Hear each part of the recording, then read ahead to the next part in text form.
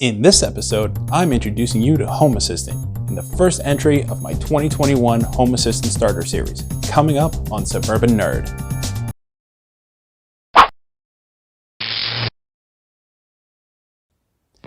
Hey folks, Suburban Nerd here, helping you put the smart in smart home. Thanks so much for joining me. If you enjoy this video, don't forget to hit that like button. And if you want to see more content like this, go ahead and subscribe to the channel. Last year, I posted a starter guide for Home Assistant over at suburbannerd.com. Since then, Home Assistant has undergone a lot of changes, many of them to make it more user-friendly. So I'm beginning again with my Home Assistant Starter Series for 2021. You can find volumes of information about Home Assistant, but it can be a little intimidating to get started on. I am going to document my own work in Home Assistant and show you how to set it up, what works, and what my favorite features are. I'll try to avoid the technical jargon as much as possible and explain everything I can. You can also check out the previous series and compare the two in the link in the description. Now let's get started.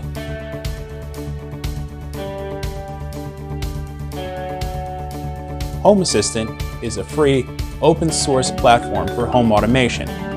It allows for local control of smart home devices, providing more reliability, better security, and greater flexibility than most cloud-connected platforms. Home Assistant is free to install and is supported by a vast array of developers and enthusiasts.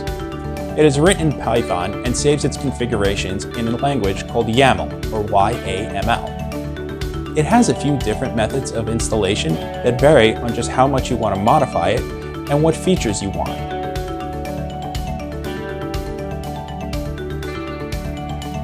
Using a local home automation controller, especially one like Home Assistant, comes with several advantages over a cloud-connected device. The first is speed. When you issue a command or trigger an automation, all of the processing is done in your home. Nothing has to be sent to a web server on the other side of the world.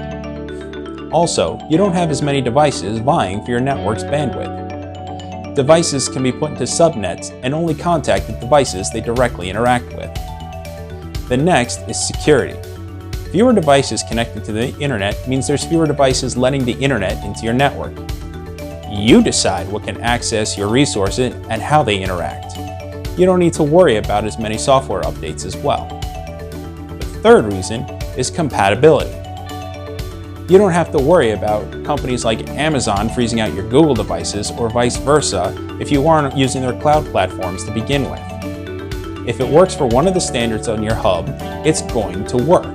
And if it doesn't work right away, someone has a fix for you. You also get more control.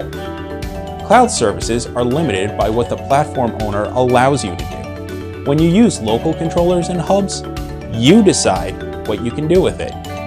You can get as deeply involved as you want with each device and automation. You can also track your own data and view it without giving it up to some person in a cubicle from you don't know where. Another reason is sustainability. Cloud devices have planned obsolescence. That means the manufacturer has a hard date when they are going to stop supporting that device. When they want you to buy the next version of their device, they just turn off your access to the old one. They force you to spend more money and create more waste. If your devices are all controlled locally, it's up to you when you upgrade or replace them. Reliability is another big advantage. What if your cloud service goes out of business? What if their servers go down, like happened to Google last December?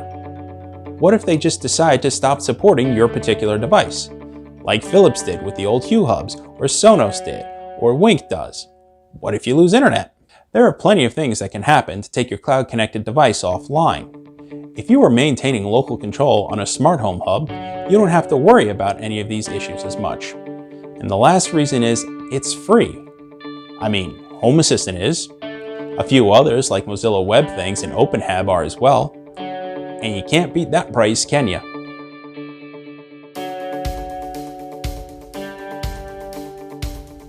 There are four main ways to install Home Assistant. The first is Home Assistant Operating System, which administers Home Assistant Core and the included add-ons. This is what I'm going to be installing on a Raspberry Pi 4. The next is Home Assistant Container, and this is a container-based version of Home Assistant Core. Third is Home Assistant Supervised, and this is a manual installation with the supervisor. This is for more advanced users. And the last is Home Assistant Core. This is a manual installation of the Python virtual environment. This is also for really advanced users who just really want to code stuff.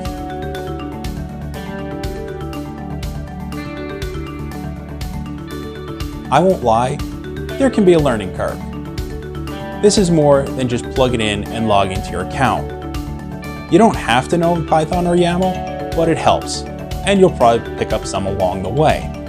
Home Assistant was designed with new users in mind, and the last year has brought a lot of leaps forward in user-friendliness. It has a simple installation and simple integration for a lot of the most popular and essential features. There is also a large and helpful community to walk you through anything you want to do. Many people also post configuration files they create to add certain devices or run specific automations. All you have to do is plug in your own details.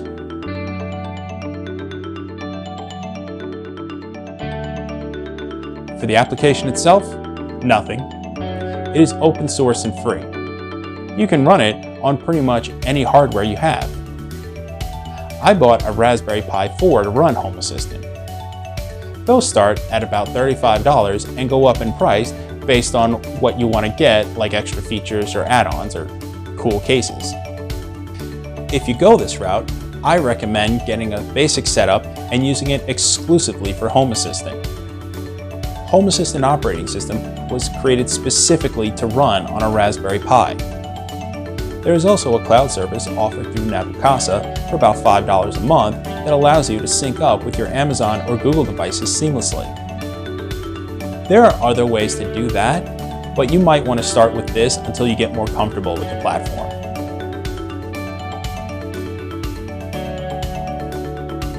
Start at the source. HomeAssistant.io is the official site for the platform.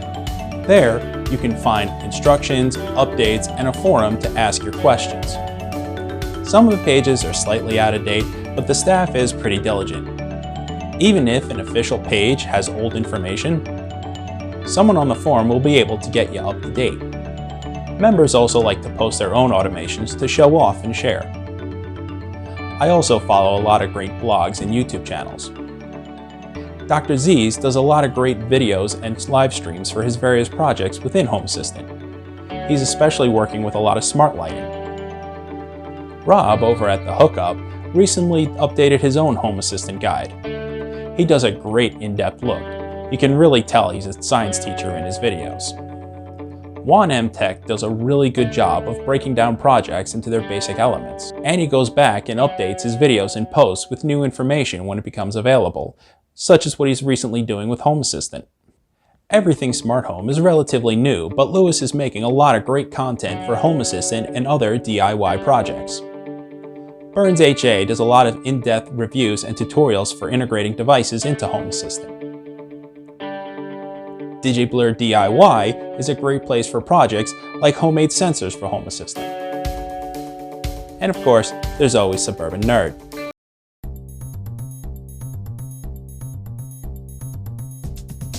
Right now, check out Home Assistant's own setup page or any of the other great resources I've mentioned.